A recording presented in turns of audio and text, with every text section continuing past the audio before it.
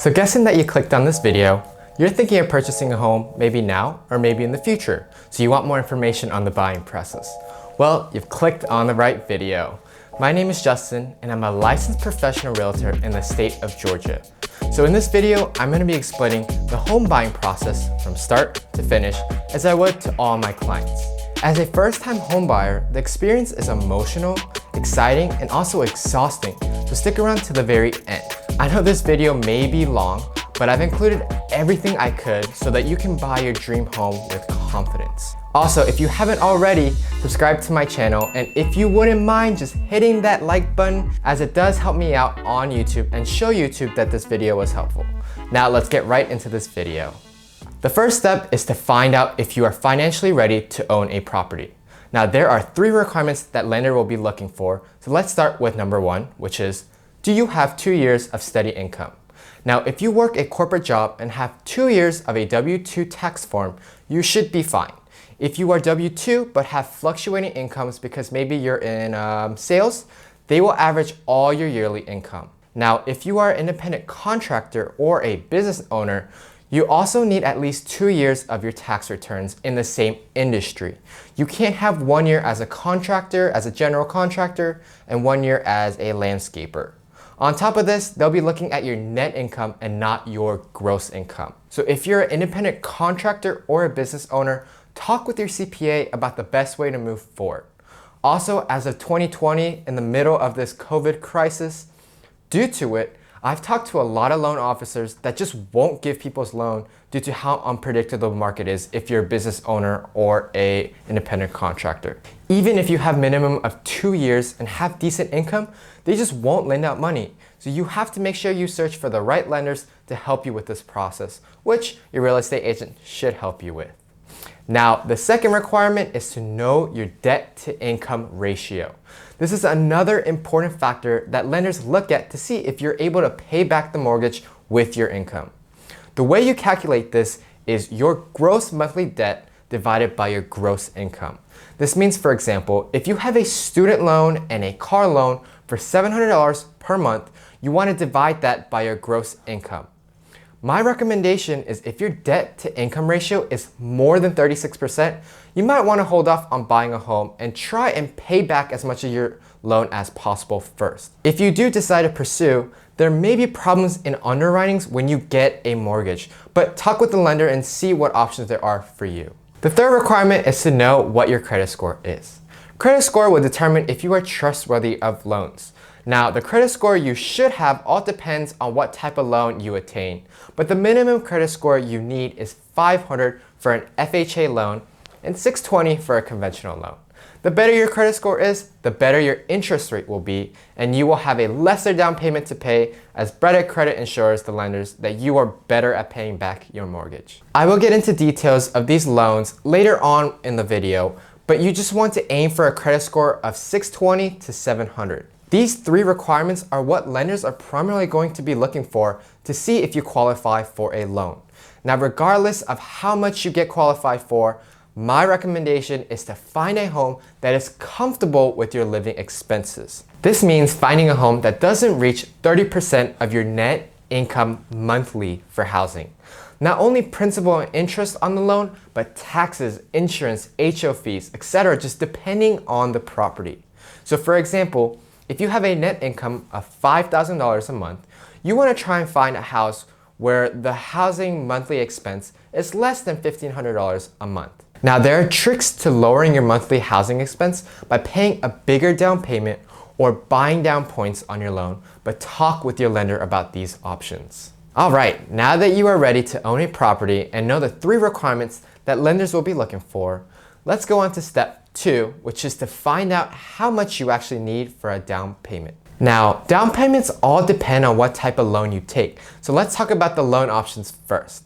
For most people, there are 2 options, either conventional loan or FHA loan.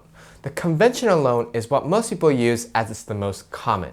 This loan is funded by banks and private lenders, and so when you go to your local bank and ask for a loan, this is probably what they'll be talking to you about. You can put down as little as 5% to as much as 99% down, but most people go for about 15 to 20% down.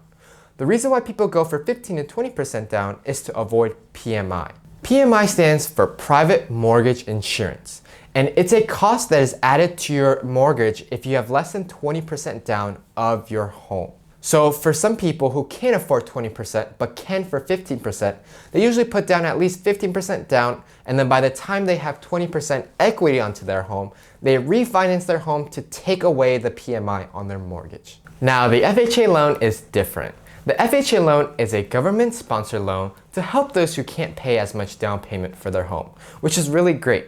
The benefit of this loan is that you can have a lower credit as low as 500, lower down payment as low as 3.5%, and you can close cheaper than the conventional loan. Now you can't have a 500 credit score and expect to only put down 3.5%. The requirements are that if you have a credit score of 500 to 579, you would need to put down at least 10% down. And if you have a credit score of 580 or higher, you can put down 3.5% down. On top of this, FHA allows homeowners to get gift funds from friends and families to help pay down the down payment, which is amazing. And lastly, if you're a first-time home buyer with your state median income, your state might even have a down payment assistance program where the government will pay partially or fully of your loan. But it's not all amazing. Since FHA loans are riskier for the government than conventional loans, they will charge a bit higher on the interest rate, and of course take PMI or private mortgage insurance until you have 20% equity in your home. Lastly, there is a limit of the purchase price of the home, which will vary from state and county. So don't expect to buy a $1 million home and pay only $35,000 for its down payment. Now for those who want my opinion, my recommendation is that if you're solely trying to buy and live in a home, try and save a little bit of more money and go for the conventional loan. You'll save more money down the road by not having to pay for PMI, and you'll have more equity the moment you move into your home. More equity is good because regardless of what happens in your life, you can be protected in some sort of way and be able to move without having to worry too much on your loss. On top of this, sellers tend to sell their homes to people with conventional loans just because it shows that the buyer has the income and the qualifications to not back out of the deal. All right, now that you know all the lender's requirements and have an idea of what kind of loan you may want to go for, the third step is to go get pre-approved. A pre-approval basically tells you the max price home you are able to purchase. Think of it as a credit card limit of how much you can spend on a home. All you have to do is go speak to a lender. This can be going to your personal bank provider, other bank providers, or just finding a loan officer. They will take your information and ask about the 3 requirements that we talked about in the beginning of this video.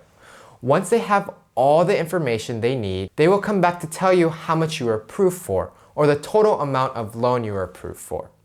This will help you and your agent know how much you can afford to purchase a home when you do go home shopping. Now remember, you want to make sure you do this process before you go house shopping because you don't want to waste anyone's time, including yours.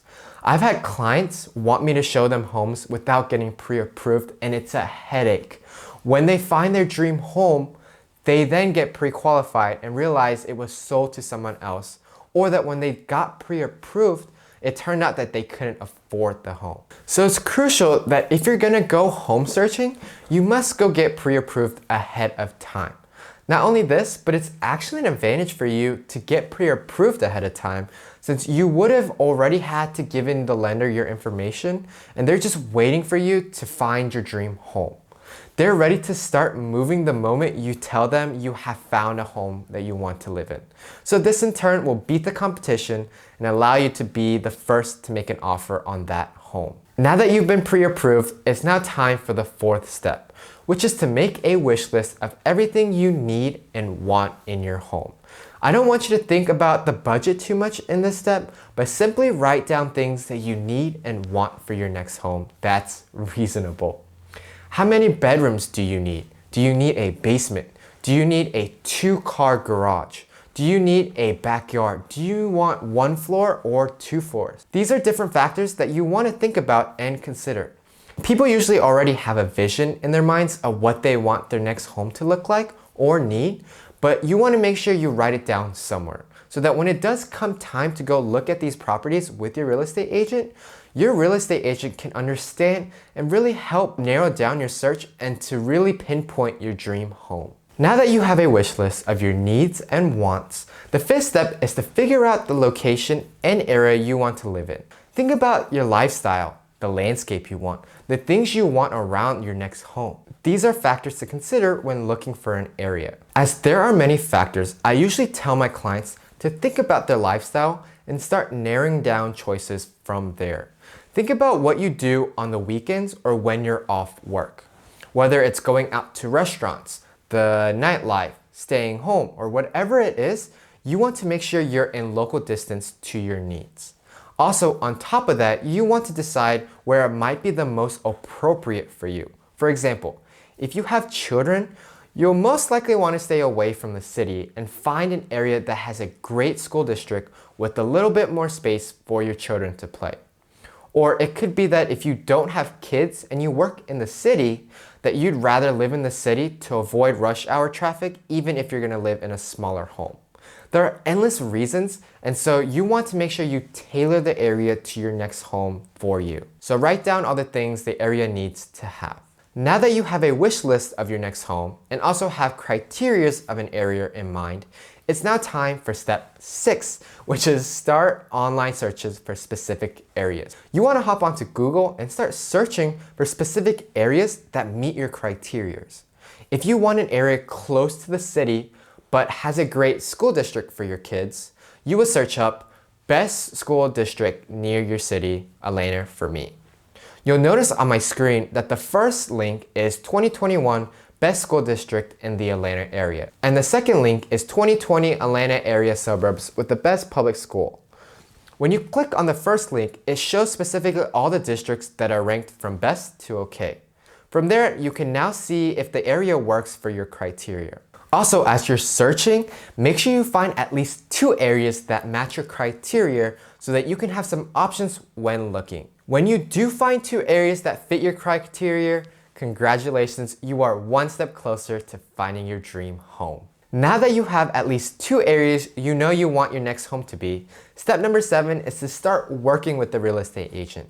Now, some of you might not want to work with the real estate agent because you think you have to pay them commission, but that's false. You don't owe the buyer agent any commission for finding you your dream home. The seller does. So don't be afraid and find yourself a real estate agent to help you with your search because it's absolutely free.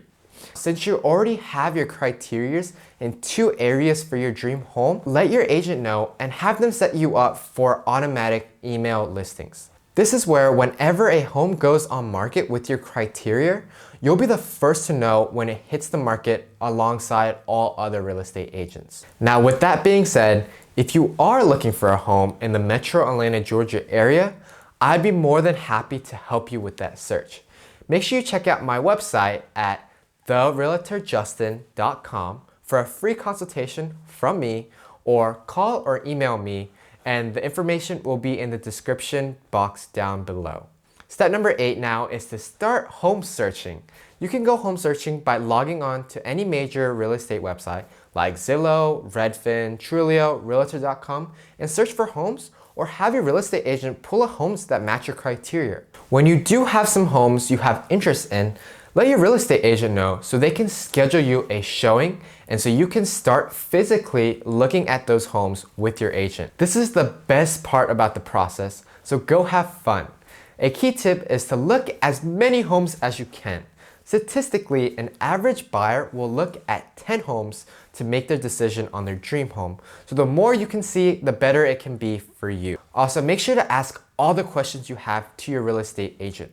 Remember, their job is to look at homes every single day and have you in their best interest. So ask them all the questions you may have about homes so you have a better knowledge of which home is the right home for you. Now that you've gone home searching and found the one, it's time for step number 9, which is to make an offer and negotiate. Your real estate agent will help you with this step, but essentially, you're going to submit an offer with an earnest money in writing to the seller.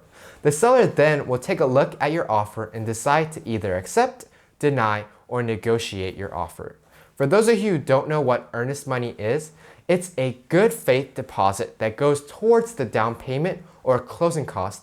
However, if you walk away from the deal, you will lose that earnest money if it's your fault.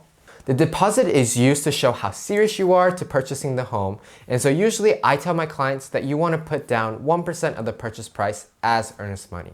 Now remember, in real estate, anything is negotiable, so whatever it might be, you can always negotiate with the seller to see if they're able to comply with your request. This could be as simple as if you love the curtains in the home, you can ask the seller to include the curtains when you purchase the home.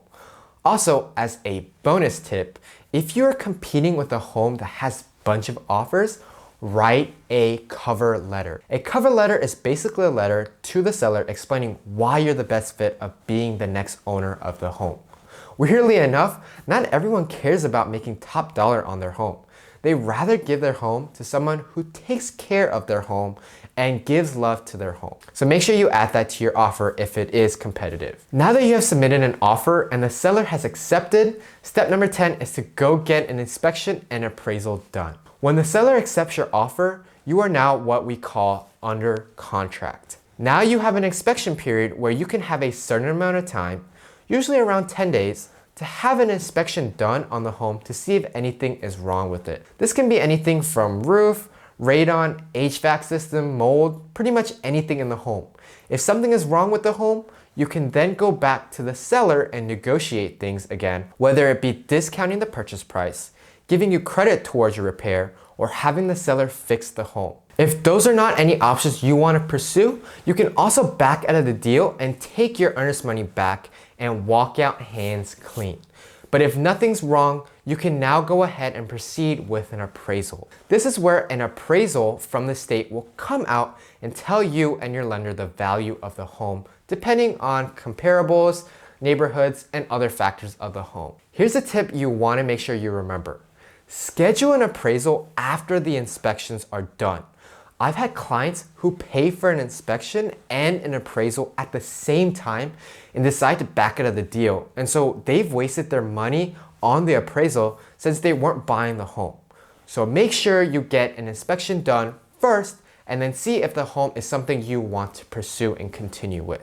If the home is appraised at a higher value of the loan amount and everything looks good with the inspection, you are now ready for step number 11. Step number 11 is to take a final walkthrough and go to closing.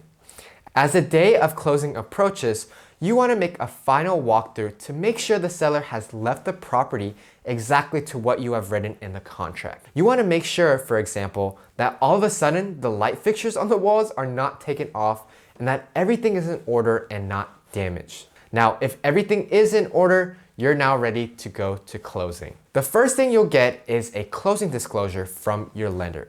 This basically outlines everything you need to bring at closing and will probably be sent to you no later than 2 days before closing. Now that you're on the closing table, you want to make sure that you review all your numbers. You want to make sure everything matches what was said to you and that you're not overpaying for something that you didn't agree to. So make sure you take a look at the numbers that were given to you during your pre-approval and all the mortgage disclosure statements and documents with the principal, interest, and the amortization schedule if you are taking out an amortization loan, which most home buyers will be taking. Now, if everything matches up, take a look at your settlement statement as it will show you all the closing costs, the purchase price of the home, the down payment amount, and make sure all the nitty-gritty stuff are correct. You need to make sure that everything balances out to zero so you're not having to pay for more than you should be. If everything is correct, congratulations. Now you are a new homeowner. So before we end this video, let's review one last time the steps towards finding and buying your dream home. So step number 1 is to see if you're financially ready to own a property. Step number 2 is to find out how much you actually need for a down payment. Step number 3 is to go get pre-approved.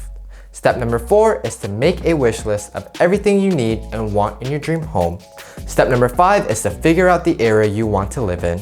Step number 6 is to start online searches for specific areas. Step number 7 is to start working with the real estate agent. Step number 8 is to start home searching. Step number 9 is making an offer and negotiating. Step number 10 is to go get an inspection and appraisal done. And finally, step number 11 is to take a final walkthrough and go to closing. Before we do end, if you have stuck around to the very end, thank you so much, and hopefully this video has helped you get a step closer to being more confident on purchasing your dream home. If you did, make sure you subscribe, like this video, and share this video to anyone you know who will be purchasing home in the near future. Also, if you need an agent to represent you in Georgia, feel free to visit my website at therealtorjustin.com or give me a call, text at 770-568-6585. Once again, thanks for watching guys, and I'll see you guys in the next one. Peace.